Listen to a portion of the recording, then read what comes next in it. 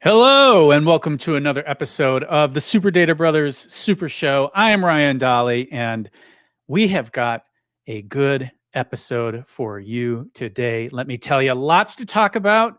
We have a very cool special guest, and I can't wait to get into it. Now, listen, if this is your first time watching this, welcome. And also, this is a live show. This is not like some boring corporate webinar. So you get your comments, your questions into the chat, whether you're watching on YouTube, LinkedIn, or now watching on Substack. That's right, we're live on Substack. Get your questions in. I will read them out. We'll address it, whatever it is. No topic is off limits. No comment is too spicy. Well, probably some comments are too spicy, but most comments are not too spicy. So get them in and we will talk about it. We're really happy to have you here today. And we're going to get rolling in just a second. But before we do, we have to thank today's sponsor, Good Data. Now, Good Data is an analytics and artificial intelligence platform designed to do all sorts of awesome AI stuff that you are going to love. It's an end-to-end offering. You can store data, you can build up your knowledge base, and then you can deploy AI agents and business intelligence assets on top of it. It's really cool. And one of the things that we have a couple really interesting papers that I want to highlight for you today. One is a deep dive on the topic of analytics as code.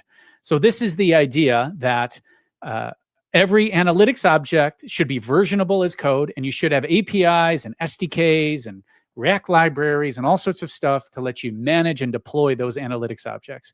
This may seem simple, but in reality, this unlocks a huge amount of amazing things you can do, particularly now that we're living in the era of AI. And of course, what's the second L in large language model? It's language. What's code? It's language. So this feature set is really intriguing, especially if you're using things like Cursor or Claude Code in order to manage analytics. The second is all about the analytics lake. This is an emerging concept about storing not just data, but knowledge about the data and analytics assets themselves in a single storage layer so that you have the data, the things that describe the data, and the objects you build on top of the data all in one place. Easy to index, easy for AI to find. It's very cool. Now, both of these are written by Donald Farmer, who I would like to welcome to the show as the special guest today on the Super Data Brothers. Donald, welcome, and good to have you. Thanks very much. Great to be here. Fantastic. Yeah, so for anybody who's unfamiliar with your work, why don't you kind of give us an overview of where you've been and what's brought you to where you are today? Oh yeah, my so-called career. Yeah. So I'm right now I'm independent. I'm an independent advisor to investors and software companies and enterprises, typically all around the world. And one of the reasons I'm independent is because I've built up over the years a kind of strong portfolio of friends and contacts and companies that I've done work with. So before being independent, I worked at Click Technologies, the Swedish business intelligence vendor, and I was there developing their sort of second generation product. It's called Click Sense. That was pretty fun. Before then, I was with Microsoft. And at Microsoft, I worked on the SQL Server team on data mining technologies, data integration technologies, and latterly the product that was known as Power Pivot that became Power BI later. So, fairly long career in those kind of vendors and being independent. And before that, I did a lot of work in startups and in sort of smaller companies developing mostly data analytic technologies of one sort or another. So we have a question here from Johnny Winter. He says, "Have I been suckered in with clickbait? Is Cognos getting potted?" Johnny, we will address that in a second. I promise. And once again, if you're watching this on Substack and you're new to the show, make sure if you ask a question in that chat for Donald, I am going to answer it. Or I'm not going to answer it. Donald is, but I will ask it. So this is an interactive show. Get your questions and comments in. We'll have a good time. Donald, when you were at Microsoft, you mentioned kind of data mining in SQL databases. Can you talk a little bit about that? Because I think you were really at the forefront of that, weren't you? Yeah, so Microsoft was very interesting in a number of ways. And one of the things that's very kind of compelling about Microsoft is the fact that it it can invest in such a wide range of technologies, and it has enough sort of strategic patience to be able to develop something from a very early stage, make early releases, and see those releases kind of accumulate over time. Whereas other companies have to kind of work really hard to get the first release absolutely right because they need to make an impact. And that meant we were able to build up over time. And what we built up from were really two bases of work. One was what you might call just pure development work, hard development work that was done by teams like people like Jamie McLean and Raman Iyer in the SQL Server team, who took data mining algorithms, predictive analytics algorithms, built them into the ability to work primarily actually over the SQL, of course, but also over analysis services. The data mining product was actually built into analysis services, which was an OLAP database, a lot of integration with MDX. And there was that stream of work, which was that hard work of building the APIs and the development work of integrating it into SQL Server. But what was also really interesting was we had access to Microsoft Research, and these fantastic researchers doing primary research in new algorithms and new ways of working. So we could take things like language algorithms that have been built by teams in China. We could take algorithms that were doing neural nets, for example, and integrate that into the data mining stack. And that enabled us to have some really kind of cutting edge data mining technology. And in fact, one of the things we did was even integrated into the data integration process. And to this day, there's still data mining available as part of the data integration process. So as you're streaming data through SQL Server integration services, you can actually be data mining on that data as it's streaming into as part of your ETL process. That was very, very unique at the time. It was really, really actually quite groundbreaking. And that all comes together because of Microsoft's ability to do the hard work of development, but also had to have this longer term vision of integrating research. And then following that, you made a transition to Click. So were you really involved much with business intelligence before you moved to Click? Oh yeah, for sure. So I mean, when the Microsoft Business Intelligence team, which was part of SQL Server, we had reporting services, we had analysis services, and there was the integration services team, which I was lead program manager on for a while. And in fact, I had been a partner of Microsoft's business intelligence team for a few years, even before I joined Microsoft. So very much involved in business intelligence at Microsoft. And there were some issues, that's not the wrong way to put it, but the direction in which Microsoft was going of integrating everything into the stack, and you can see this today, of course, it's very deeply integrated. Meant that we were missing some ability to do what I thought was best in class work. Microsoft does a fantastic job of building products that are, and they're going to sound insulting, and I don't mean it that way, but they do a fantastic job of building products that are good enough. And they don't need to do more than that because they can get 500 million customers by doing things that are good enough. But there's a side of it where you want to do the really, really good thing. You want to be best in class. And so I joined Click from Microsoft. And so I did have a long experience of business intelligence. And I joined a company that already had IPO, they were already very successful. But they kind of needed to solve a problem, which I think is the most interesting problem in product development, which is almost every company I speak to has great ideas. Every vendor I speak to, every startup I speak to has a great idea. It's always very cool to speak to startups. Your second product is really difficult. Your second generation. It's like the second album of a band. You spent years doing your first album. It's based on all your touring. It's based on why you got together in the first place. You do your first album, and now you're expected to produce a second album within a year or within 6 months, on demand to meet the needs of your existing audience and to meet a new audience. And we have that second album problem, the second novel problem, the second movie problem, whatever. You have that same thing with Click. We had this great product. Now what? And that was such an interesting challenge that I really wanted to be part of that. So were you then one of the minds behind ClickSense? Is that when you came on board there? Yeah, that was, I will be blamed or praised for that, depending on what your thoughts are of this. There are a lot of people who blame me for ClickSense. There are a lot of people who say I was the mind behind it. So I'll take both of those actually. I'm quite happy to take the blame for ClickSense as well. Yeah, one of the things I did when I came to Click, I remember basically the first few days setting out a presentation about the dangers of a technology like Click becoming irrelevant if it didn't adapt to certain sort of new aspects of the environment, particularly having created self-service as a category, having really created the first self-service product. They then had to face the problem of, well, now that this is successful, there's other people playing in the space, and their existing product. This is why I say I will take the blame, because we so radically changed the existing product that a lot of people found it uncomfortable to do so. But we had to adopt to a mobile world. We had to adopt to a world that was, which had to have adaptive interfaces for mobile devices of all sorts. We had to adapt to a world that was going to be on the cloud, that was going to be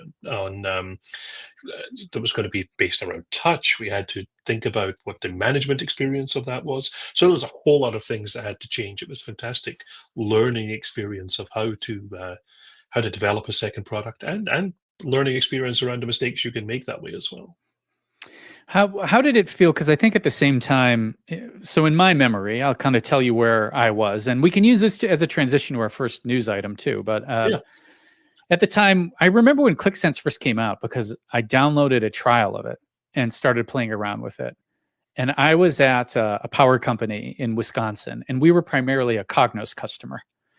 And Mhm. the ClickSense came out, and around the same time, there was this weird tool I had never heard of called Tableau that started popping up on my radar as people started talking about it on, the forums I hung out in back in the day. And that was kind of like that wave of, I think we used to call it visual data discovery, if I remember correctly. Like Right. that was the term behind it. And so what was that? I mean, was really the intention there to kind of produce the next generation of BI? I mean, that's what happened. But did you feel that way when it was happening? Like this is the next thing? That was absolutely intention. Yeah, absolutely. Very clear intention to create another generation of BI, and not to create something that was different from BI. I mean, we wanted to take what was people are capable of doing in BI, and take it into another generation. And for us, the self-service aspect of this was really important. And I think people often think of tools like, say, Cognos, Business Objects, MicroStrategy, which were around at the time. I thought of them as primarily dashboarding tools.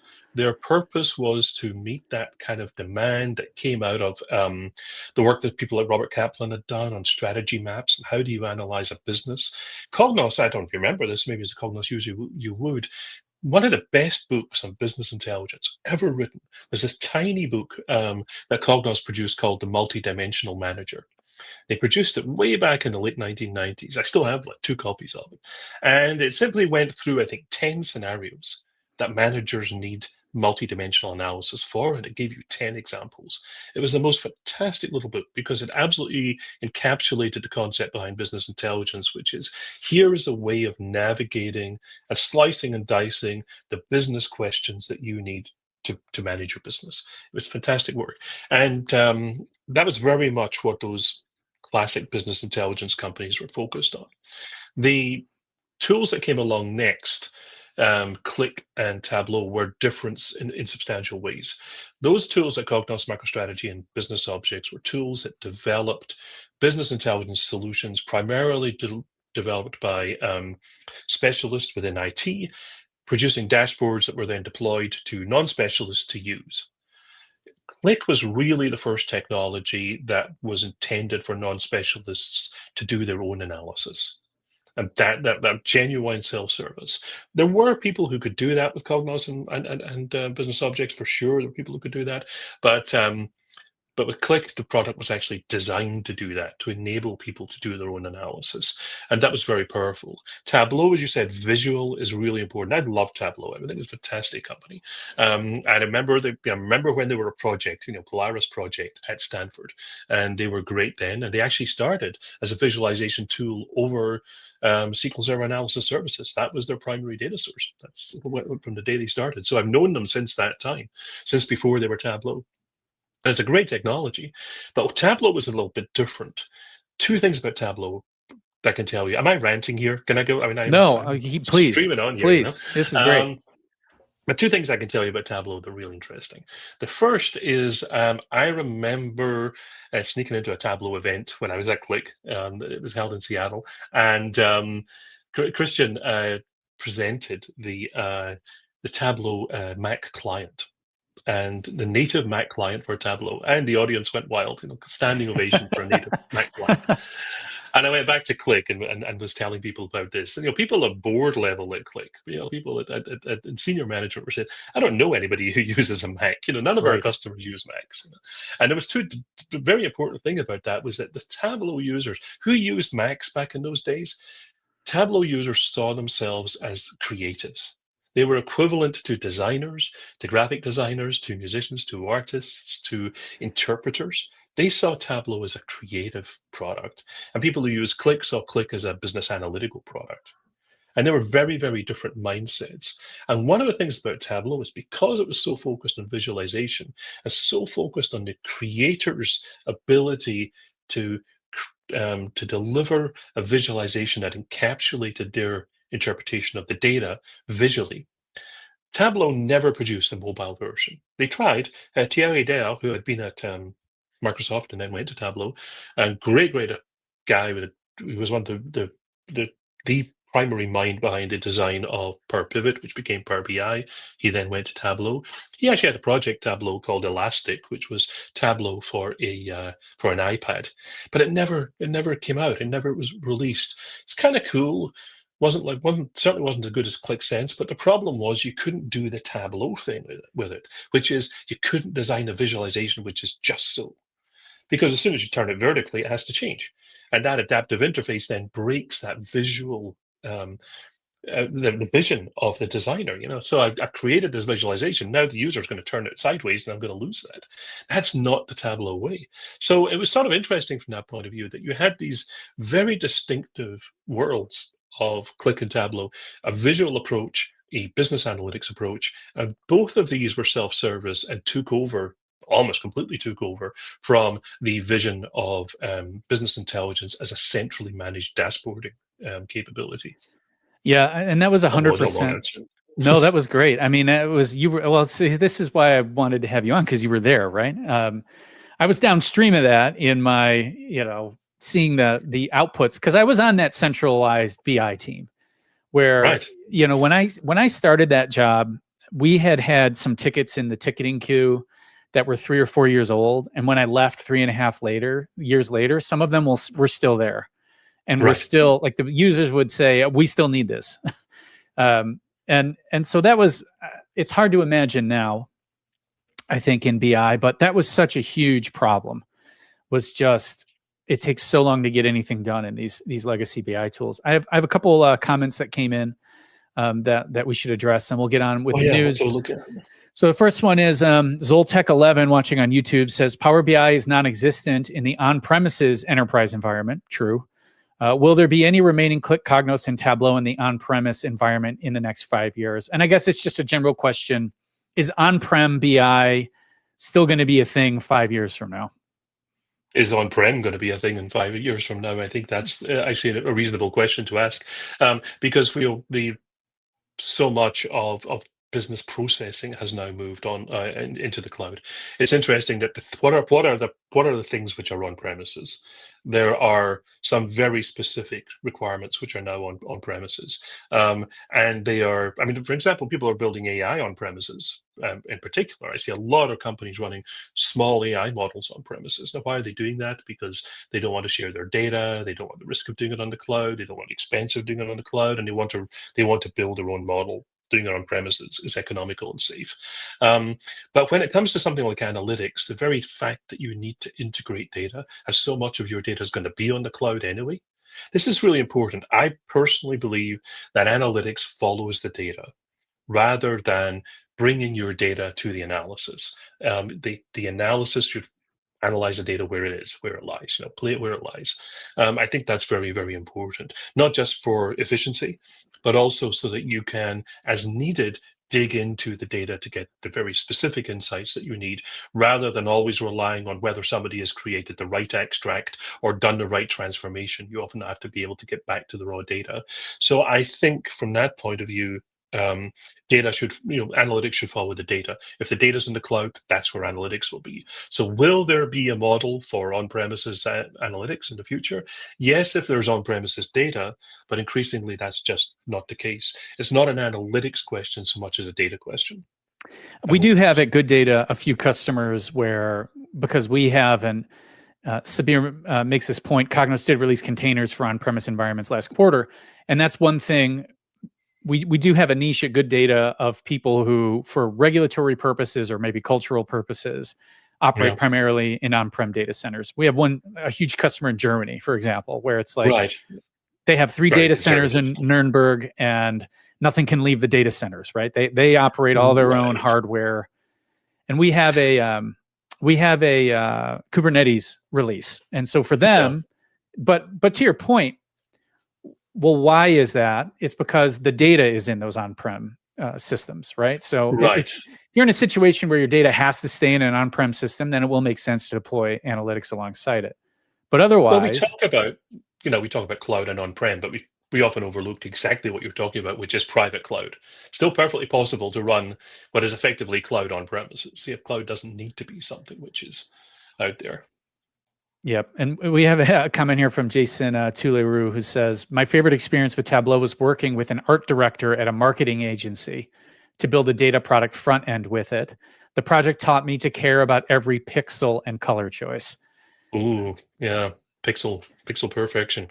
Shall we talk about that at some point? That will certainly come up. And then Johnny Winter says, those Germans are very protective of their data. Indeed. Indeed. They have some particular historical experiences that maybe lead to that. All right. So look, let's talk about the news a little bit. And the clickbait title, obviously, that some of you are here waiting for me to address is really what's going on with Cognos. And so I want to share here, obviously, IBM's not going to do a press release about this, but if you're in the Cognos world at all, which I am, you noticed in the last week or so a flurry of these posts on LinkedIn. And if you kind of put together what happened, it just seems like IBM laid off most or even all of the Cognos development team based in Ottawa. So for those of you who don't know, IBM did not create Cognos. Cognos was actually created in 1969 in Ottawa. It was a company called Quasar. And when they started doing business in the United States, I think in the 1980s, there was already a company called Quasar. And so they changed their name to Cognos because it has a vaguely astronomical sense to it. And then IBM acquired Cognos, I think in 2007 or 2006, one of those two. But the dev team, Cognos has always been built by this dev team in Ottawa. And Ottawa has kind of been a bit of a tech hub in Canada. It's there's a lot of good companies that have come out of Ottawa. Shopify, for example, is the latest one to really blow up. But Cognos was kind of the Shopify of 1997 as far as Canadian startups are concerned. And it just begs the question, given this news, this generation, that particular generation of tools. If you think about who still exists, there's Cognos, and this is not a great sign when you lay off most of the dev team for the tool. IBM's a global company, and they can say, "Oh, you know what? We're streamlining, we're picking up efficiencies, and we're moving the dev work to India." Okay, I mean, you cannot replace the institutional knowledge of a 50-year-old company that you acquired, and that then the headquarters and the people in that building. Like the soul of Cognos is in that building. And if there's no longer people developing it there, it raises a big question. You got business objects, which is SAP continues to maintain, but they're not investing in anymore. MicroStrategy is really just a holding company for Bitcoin.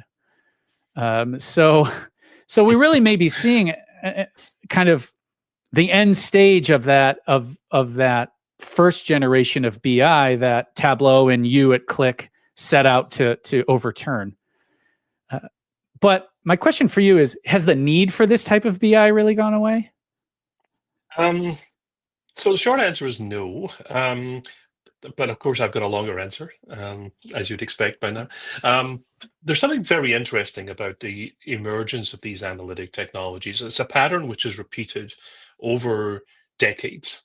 And the pattern is fundamentally driven by a combination of external crises, and as a result of that crisis, the need to get closer and deeper analysis of the data at the level of a business decision maker. And what I mean by that, if I play this back, if I play back this kind of historical tape, I think of data warehousing and the work that was done by people at Barry Devlin to develop data warehousing. And that technology had existed. And then you had, people like Kimball who came along and created data warehousing methodologies, Bill Inman as well, of course. So you had a technology and then you had a methodology. And when did that really take off? It really started to take off around the kind of oil crisis time, the Saudi oil crisis. And why? Because companies suddenly found themselves in need to urgently analyze very large volumes of data with a level of detail that they hadn't been able to do before, or hadn't really thought of doing before. And with a degree of interaction, I now need to explore my data. And this was big corporate data. Now, we then come along and new technologies emerge, and as you say, Cognos has been around since the late 60s. This is very important. The technologies existed. MicroStrategy has been around for a long time. Business objects have been around for quite a long time. When did they become really successful and break through? It's actually around the time of the dot-com crisis. And that whole sort of 2000, that technology crisis that emerged around 2000. And why did that become so important? The technologies existed. Now we can use them for this immediacy of analysis that we couldn't do before. When did companies like Qlik and Tableau start to take off? Around 2008, when we had the global financial crash. They'd already existed. Qlik had been around, for a long, long time before that, since the 90s. Tableau since the early 2000s. Now there's a real need for that immediacy of analysis.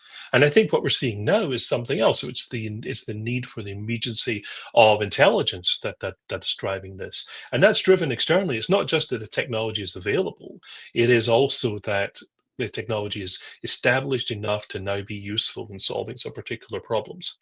Now, the one thing about the entire sequence that I've just described is that none of these technologies go away. What is the largest tech IPO in history? It was Snowflake. For a long time, it was Snowflake. And Snowflake was a data warehouse, long, long time, 30 years after the first data warehouses were built, which is kind of fascinating. It tells you that the core technologies actually don't go away. They serve a function. We still have a lot of reporting. There's a lot of really good reporting around still needed. And there's still a lot of need for dashboards. There's still a lot of need for self-service, even when you get into the world of AI. So these technologies, the need for those fundamental technologies doesn't go away. They establish themselves, but they do become commoditized. And then there's a role for another technology to come along and be the cutting edge technology. And the thing is that people want that cutting edge technology. There's no exciting new work being done today with Cognos, at least very little of it. Actually, to be honest, there's not that much exciting new work being done today with technologies like Qlik and Power BI. People have moved on to new technologies that integrate with that. And that's, those AI technologies integrated into those platforms are where the cutting edge work is being done. And the reason for that is that once something's commoditized, it's really difficult to get a competitive advantage out of it because everybody's got it. If I can build a visualization and you can build a visualization and everybody can build a visualization, there's not that much advantage in visualization. And so that's continuing. So what we're seeing then is this pattern repeating again and again. Cognos happens to be at the tail end of this pattern, but in a sense, the core function of Cognos, the ability to build interactive dashboards, is still going to be a business function that's required for years to come. Yeah, we get a lot of, we kind of have two audiences on this show. There's like enterprise land and startup land people. Oh yeah. And the enterprise land people are living in this world where they might still be generating a report that bursts out 7,000 PDFs every Monday morning. And the startup land people, that whole sentence doesn't make any sense to them. Right. You know? And so they're sometimes incredulous when we talk about things like pixel perfect reporting, that like, who does that nowadays? But the reality is a lot of the largest companies on earth still need that very, very much. And a piece of evidence I would say for that is if you look at what Sigma is doing, Sigma in their Q4 release has now built the first pixel perfect reporting function. I mean, in, I don't know, 15 years, I guess QuickSight has one. So Amazon built one maybe 5 or 6 years ago. And now Google did as well. Yeah. And so the need is still there. And you can see that, to your point, because the newer vendors, as they try to expand, they try to take on more and more of kind of that legacy workflow is what we see in BI. At some point, Sigma has had enough conversations with Cognos customers who say, I love what you do. Yeah, but until you can send out 7,000 PDFs on Monday morning, I cannot replace Cognos. And now we've kind of gotten to the point where maybe enough vendors can answer that question, yes, that we will really see the wave of people moving away from Cognos. I mean, I would tell you, like, I love Cognos. I don't want to make it seem like I don't like Cognos. I love Cognos. My whole early career was built on Cognos. You know, Eric is still a Cognos. He supports multiple BI tools, but one of them is Cognos. So I love the tool and I would love to see it thrive. But when you see news like this, it just makes you think, what is the plan here? You know? And we do have a comment from someone, and I'm going to get your reaction to this. This is from Jens in Germany, actually. This step is difficult, but developers in India cost a fraction of those in Ottawa. The world was different 20 years ago. From a business perspective, it's a sensible decision to save costs. Yeah, I mean, that's absolutely fair. It is, especially if the product is effectively in maintenance, and I know IBM haven't really kind of announced that, but it certainly does make sense. But there's something very important that you mentioned, which is that, and I think, Ryan, you kind of hit the nail on the head, that the spirit of the company is in Ottawa, and it's in that building. It's seeped into the into the building. That's very important. We used to talk about Click as being an American company with a Swedish soul. And the Swedish soul actually was in the buildings in Lund. And not only that, when we moved buildings in Lund to a new building, there was actually quite a concern about, will we still have the same atmosphere? Will we still have the same corridor conversations? We still have the same dynamic that leads to the company being what it was? Now, the answer, luckily, with Click was yes, but actually it's literally that the building, the connection between people. I could see this at Microsoft as the SQL Server team grew dramatically, and we moved into different buildings and we moved into different organizational structures that were then reflected literally in the architecture of the team. Then things changed over time. Absolutely. So yes, you can also outsource this work to Sweden, outsource this work to India. But what you're effectively doing when you say that is, we're not developing, not just we're maintaining the product, but the soul of the product has kind of has gone. I do want to say, I mean, I don't want to be negative about the work that Indian and offshore teams can do. They can do fantastic work, often because they are very driven to build to do a good job of that and to build in they use it as a learning ground. There's so much you can learn from maintaining existing software. It's a great technical training ground. So I think they do fantastic work, but you lose that soul for sure. Johnny Winters says, it feels ironic that Cognos and business objects are finally shuffling off just as we appear to be having a semantic layer revival. BO universes and Cognos frameworks were the OG semantic layers. Yeah, that's true. I mean, semantic layer, the concept of being around, I think I think you're right, business object universe in particular was this way of describing the business logic or the logical architecture of a business that was tremendously valuable. And yeah, we're now seeing semantic layers coming back as a way of kind of driving that. So yeah, I think there is some irony to it, but of course, again, that's a question of the technology has been commoditized and now difficult to take it further, and another technology takes over. And so there's lots of differences between semantic layers and the universe. But yeah, the concept is absolutely there. Yeah, and then we have Jens makes the point, and it just reinforces what I said, right? Someone said, what's Cognos' competitive advantage? Jens says, well, Cognos can burst individual 5,000 pixel perfect reports for individual recipients, and it's even free. That's an interesting, from a licensing perspective. I know for a long time, the older BI tools wanted to license anyone who might potentially receive a PDF, which Right. which actually is a problem, and this is a classic problem. You talk about the commoditization of different analytics technologies, and there was a time when you could really charge a lot of money for what Cognos and business objects are able to do.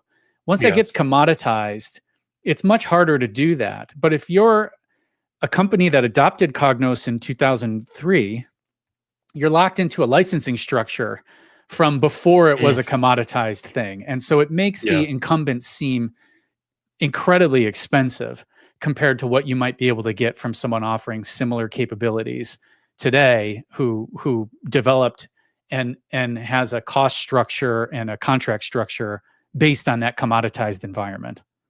Right. I mean, there's definitely that, and there's also this just a depth of you can think of the moat around Cognos. There's a very deep moat of technologies that they have developed over many years, which are very robust. But there's also a very broad moat of just the number of scenarios that they have seen and that have been incrementally developed into the product. I remember when we were working on SQL Server, the first kind of BI release of reporting came out not in 2005 with SQL Server 2005, but it came out in 2003. Reporting Services was a special release of SQL Server to implement reporting services. And by the time 2005 came out and we actually released SQL Server, the number one requirement at the top of the list of customer requirements for reporting services was supporting dot matrix printers, because people wanted to use it to generate multi-part forms, and you need dot matrix printers to do that. The second one, and I don't know if George Xu is from China or not, but it's certainly a Chinese name, George Xu. The second requirement was for companies working in China who had government forms to print out.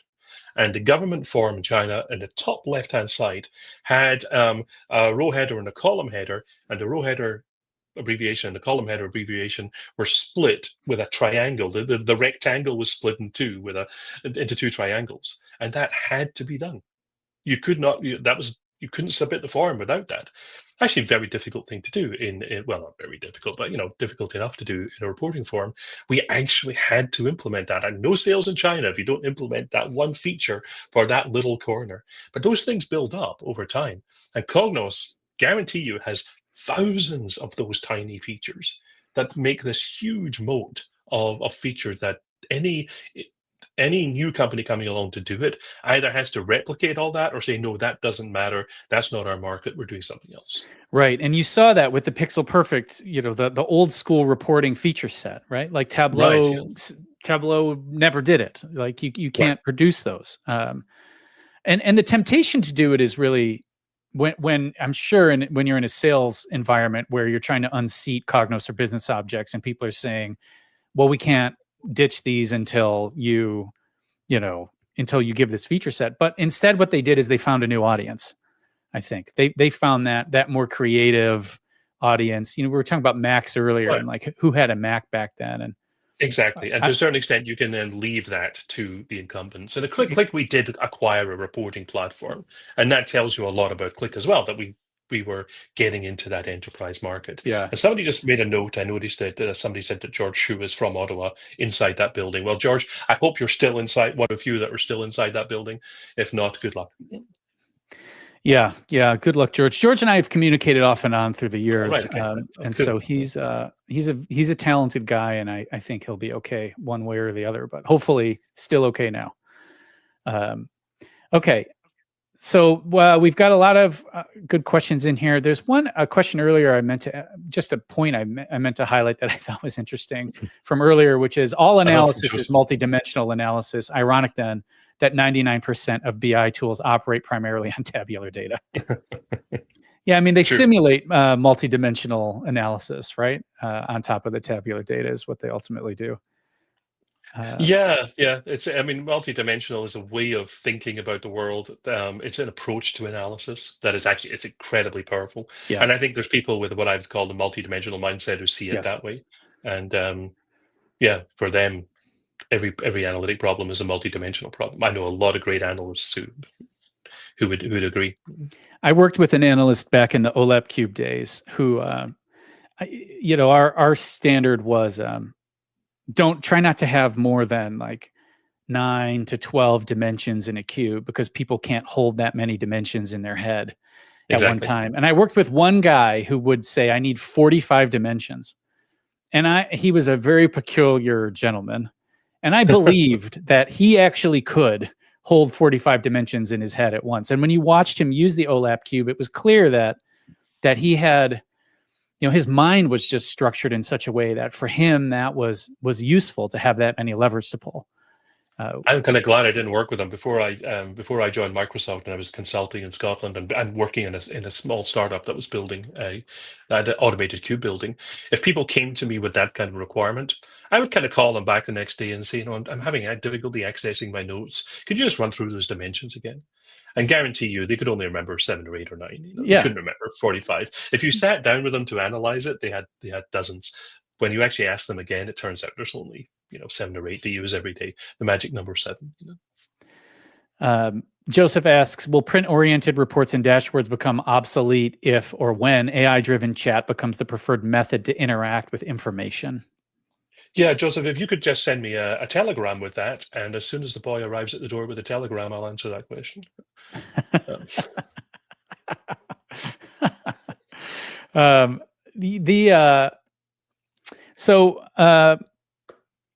think the ultimate story here is these things are cyclical, and we, as one generation of technology rises, the other one becomes commoditized, and then eventually it becomes so commoditized that oftentimes the players who created that in the first place no longer are the, they may still be the marquee players. Like you said, Cognos still has a huge moat, but it becomes so commoditized that it's not differentiated in any way, and the companies themselves kind of demand for it. That's the thing. There is still a demand for it, and to be fair to Joseph, I was being cheeky there, but there will still be print-oriented reports. You try buying a car without having to print out something and sign it, and it's that will still be there, absolutely. So I wanted to pivot now to talk about a couple other topics, and we have about 15 minutes left. So I want to thank you all for attending, and also I want to thank our sponsor today, Good Data. So Good Data, let me just remove this banner here. There we go. So Good Data is an analytics and AI platform, and we've actually worked with Donald to help develop a couple of the key concepts of what we do. Analytics as code in the analytics lake. Analytics as code is the idea that everything in your environment should be versionable as code and accessible via APIs and SDKs. And this may seem very simple. And if you're a software engineer, it's like, yeah, of course. But in the analytics realm, really very few tools have truly embraced this and what it means. And I'll just give you a simple example. we have a client who took all of our documentation and put it into friendly XML, or not XML, but JSON formats, and then made it available to Cursor, and then took all of their internal documentation about what they've built and also made that available to Cursor. And thanks to Analytics' code, they essentially have the most advanced AI building copilot I've ever seen. And it's because the AI is able to interpret all of the documentation, all the objects, and has the API levers to pull to build stuff, to validate stuff, to deploy stuff. All of that's possible through Analytics' code. So we've got 2 white papers. Check them out. Scan the QR codes here. I think you'll find them quite fascinating. I really enjoyed working with Donald to help write these. So since he's on the show, we wanted to make sure we were making you aware of the great work he's done with us.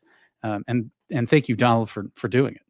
Well, thank you. I actually greatly enjoyed working on those papers. I mean, I like the technology, of course, and I like the company, but I also, it was just fascinating to work on papers which actually develop concepts rather than just being, kind of extended marketing material. It was just a delight to work on them. Well, thank you. I want to pivot here. So there was this recent paper by Daniel McLemore's at the Richmond Fed. He has a working paper titled AI and Operational Losses, Evidence from U.S. Banking Holding Companies. And so what this really shows, and I'll do my best to try to communicate it. I'm not an expert in banking operational losses, but if you look at this, what this really shows us is that they did an analysis of job titles at banks, major U.S. banks. And what they found is that as what they call AI intensity, which is the ratio of AI or data science related job titles within the bank, as that increases, the odds of operational losses go up. So these are losses from, say, regulatory problems, data breaches, those sorts of things are classified as operational losses to the banks. And it's quite interesting, especially as we head into the AIification of everything, to have this research available. And so you can see here, for example, low AI customers had roughly 12 million in operational losses per quarter, whereas high AI customers had almost 15 million in operational losses per quarter. So that's a $3 million delta based on the number of AI and analytics professionals or AI and data science professionals that you employ. Likewise, the cost of rare but severe events goes up. So you can see if you have a 99th percentile event, these are the most catastrophic operational loss events. With low AI density within the company, those events averaged 54 million, whereas high AI density companies, those average 71 million. So really, the average losses per quarter were higher, and then the severity of losses when you did have these events scales up as you have more AI employees. And then finally, you can say, okay, what are they related to? Right? These losses are overwhelmingly AI losses, overwhelmingly come from clients, products, and business practices, right? So this is we leaked data we shouldn't have. This is we automated something and it made an illegal decision. Those sorts of things are what you're seeing here. And so I wanted to highlight that and kind of get your take on it, Donald, because obviously we're rushing to add AI to everything right now across all industries. And I think this is a perfect little piece of research to show the potential downsides of that. It's fascinating. I'd immediately have some questions about data. In that, I would want to. There's sort of lots of absolute numbers there. Here's the size of losses, but what is that proportionate size of losses? Because if the companies which have the highest AI intensity also have the largest trading volumes, then maybe those losses in terms of percentage terms are actually less. I would kind of want to know that. The the real magnitude of the losses might be higher, but what's the proportionate magnitude of the losses? That would be a very important question for me. So I'll need to dig into this paper and try Yeah. and understand a little bit more about that. Yeah, and I don't recall seeing that addressed in the paper, and that's a really good point. So there's an upside and downside. Maybe these companies are vastly more profitable, or they have a vastly higher trading volume, like you said, and so Yeah. are we really? I don't recall from the paper whether they what controls were in place to test for that. Right. That's a great And point. the other thing, speaking as a data guy, I've always got to think about it from a data point of view, but that's the point of the podcast, isn't it? Yep. The other thing that I would think about here is that the study is from 2010 to 2018, Right. which is kind of really interesting time to be thinking about that because, it's quite interesting things happened in AI after 2018, so I'm not sure there's much I need of Exactly. that. Exactly. And the third thing I'd want to know is about longitudinal studies of this. So what I mean by that is there's a real problem in the way we think about AI just now in terms of its impacts, is that I don't see enough longitudinal studies. And what I mean by that is, let's say you were to look at these losses in banking. There's another one. Another thing we might look at is, and you see this a lot, people talk about, say, trauma in teenagers who are using AI in school. It's exactly the same problem. And what you look at is these are the numbers from 2022 or something, and you see in 2022 there was lots of AI, and here's a lot of trauma. Well, that's not the way trauma works. And what you'd expect to see in 2022, there's a lot of AI. In 2023, there's a lot of trauma. It's not going to happen at the same time. It's going to lead to trauma. In the same way, if AI leads to losses, then you expect them to trail the application of the AI. So I would want to see is, does AI intensity this year lead to losses next year? Because there are other alternatives, other explanations, which is because the company is investing so much in AI this year, is paying less attention to losses, is paying less attention to its other governance governance kind of objectives and governance requirements. And therefore, this year it's taken its eye off the ball in governance because it's invested in AI. What I want to see is, does AI investment this year lead to losses next year? So I want to see a longitudinal process. So that's just the kind of the data guy thinking. I always want to say, what does the data really tell me? And I always start from thinking, in what ways could this be wrong, rather than actually talking about what if it's right. And that's just me. This is what makes me impossible to live with, by the way. That's my wife.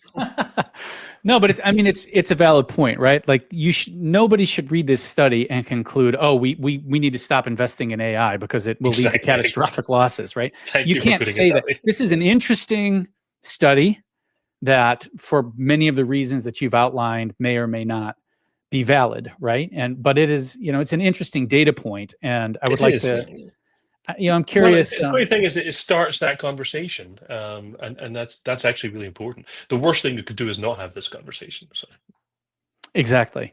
We do have a question. So this one is from Substack, and this is from Ulison.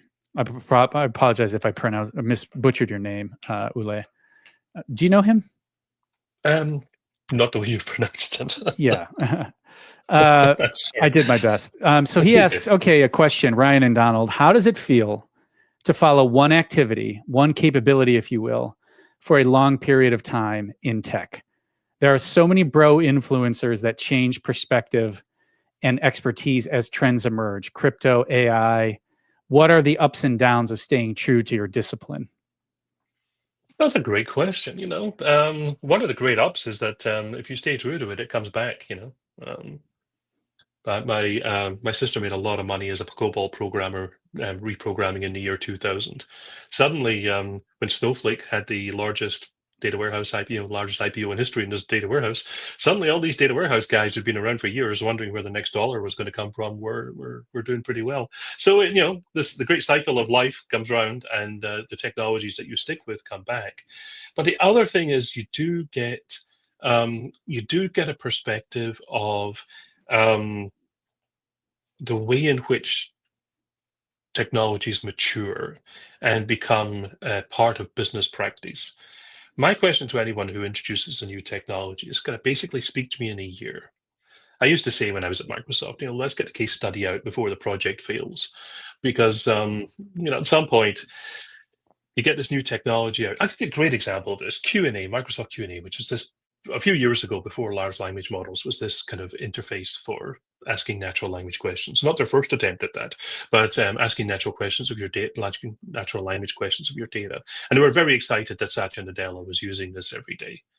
And what I'd want to say is, okay, next year, a year later, 2 years later, how is Satya using it? Is he still using it? And I cannot get an answer from anyone in Microsoft about who uses that technology. Because the technology might be great. It might actually give you an advantage for a few months. And then it just becomes, it doesn't become part of your business practice. And you don't see that if you're shifting perspective all the time. While if you keep a consistent perspective, you'll learn not only what technologies are interesting, but how they change business practice. And that's the really important thing.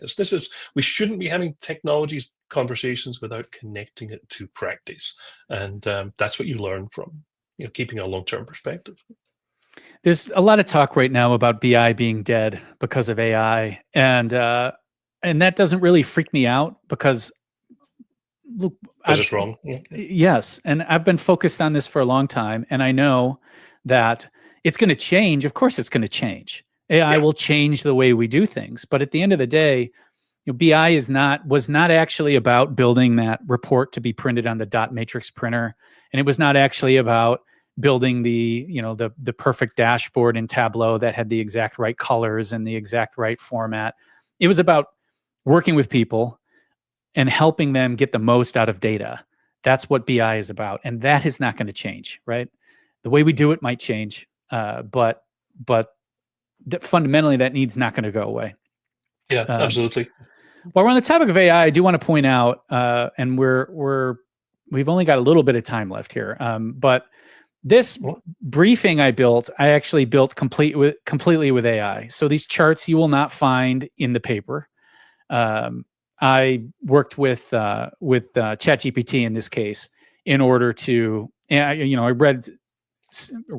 skimmed through the paper because it's quite long, and and then I uploaded it to ChatGPT and kind of built out this briefing with it, and it was extremely easy. I did go through and check to make sure it hadn't hallucinated the figures, and it didn't, right? But all these figures were presented in tables and appendices and that sort of stuff. And this is an example of what I think. I get asked by a lot of BI people, what should I be doing right now my advice is just get comfortable with this technology. Go through an exercise like this. Find an interesting paper, upload it into one of the AI tools, start playing with it, to get these, this is not how these charts typically look. The typical charts that ChatGPT generates, I think, look horrible.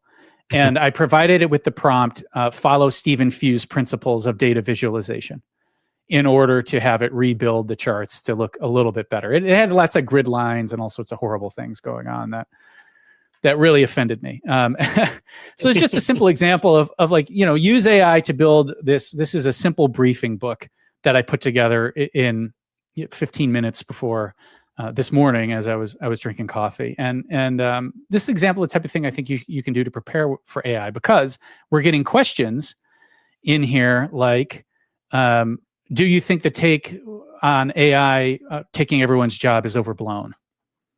Right. So my answer to that is always the same, and it has been for a long time. And I've got interviews on this going back to the early 2000s. AI doesn't perform jobs; it performs tasks, and it will take over tasks. And if your job is entirely composed of isolated, standalone tasks, then maybe AI can take your job, but you know what? It's probably not a very good job. But a job is more than that. A job used to mean just a task. You're doing a job on the farm, you're doing a job in a house. It just meant a task. But if you think about a career, if you think about a livelihood, then that's made up of more than just tasks. It's made up of the perspectives that you bring to it and your ability to work independently and autonomously, and your ability to define your work in some way. And AI is not going to be able to do that because it doesn't have the motivations, but also it's not what it's built for. It's really good at performing tasks. It will take away a lot of tasks, but it's not going to take jobs in that sense. I also sometimes say that it'll take the jobs that are done by people we don't care about. If you a Waymo is a great way of driving around San Francisco if you don't care about having a conversation with the driver. If you actually enjoy having a conversation with an Uber driver, I had a fantastic ride last night from the airport with an Uber driver. We had a good long chat. That's a great thing to do. And the AI can't do that. So it'll take the jobs of people that we don't care about, but it'll also primarily take tasks rather than jobs. That's a great point. And I agree. Donald, if you ever find yourself in Detroit, Detroit has the best Uber rides. The drivers are always, when they find out you're not from Detroit, they're so eager to like tell you about the city. And, this used to be a burned out building and now it's a 10-story Marriott. And this, it's actually quite interesting. We had the Data in the D conference last weekend, and we had a lot of out-of-towners telling me about their interesting Uber rides. And yeah, Waymo's never going to do that for you. Yeah, exactly. Yeah. It is fun. The first time I rode in a Waymo, it was like being in the future. Absolutely. Yeah. But it's not going to have a good conversation with you. Okay, we're at time here. I want to thank you all. What a great audience we had today. We had actually, Donald, we had so many questions. I could not ask them all. So I apologize if you got a question in and we weren't able to address it. Of course, we are live most Thursdays. I don't want to say every Thursday. Most Thursdays at this time. Follow us on YouTube. Connect with me on LinkedIn and follow us now on Substack. We go live on Substack as well. Donald, where can people keep up with you? So you can connect with me on LinkedIn, which is great. I have my newsletter on there, TLDS, Too Long Donald Summarizes, which comes out a few times a week and it's just my summaries of AI and data stories. Or you can find me on my Substack, which is called Creative Differences, which is kind of longer form think pieces about the social impact of technologies. I highly recommend Creative Differences. I've been a subscriber, I think, since you launched it, and I read it every time you post something. It's like goes straight to the top of my reading list. All right. Thanks for joining me today, Donald. My great pleasure. It's been fantastic. Thank you. All right, folks, you have it there. This week's Super Data Brothers show. Make sure to join us next week. As I pointed out, we are live. If you liked what you saw today, this is what the show is about. So tell your friends, share the links. Let's get the word out there that there's a real, a show that digs deep and where you can get your questions answered by real experts in the industry. So I want to thank you for joining me today. As always, I'm Ryan, and this has been the Super Data Brothers show. Take care, everybody. Bye.